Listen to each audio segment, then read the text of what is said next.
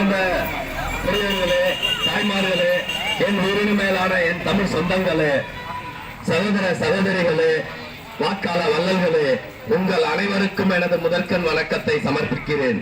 எங்களுக்கு இங்கு பேச வாய்ப்பளித்த நமது வெற்றி வேட்பாளர் SS சிவசங்கர் அவர்களுக்கும் மற்ற கழக நிர்வாகிகளுக்கும் எங்களது வணக்கத்தை சமர்ப்பித்து நன்றியை தெரிவித்துக் கொள்கிறோம்.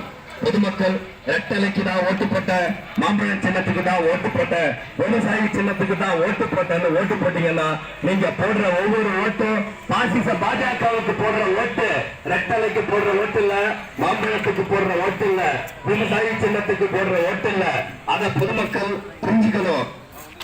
அதற்காக தான் நாங்க சொல்றோம், பாசிச பாஜகவை வேறு இருக்கிறது ஒவ்வொரு தமிழனின் தலையாய கடமை. அதை மறந்துடாதீங்க. ஏன் சொல்றோம்னா, அவனுங்கதான் 8 கோடி தமிழர்களின் தமிழின உரிமைகளையும் தமிழனுடைய வாழ்வாதார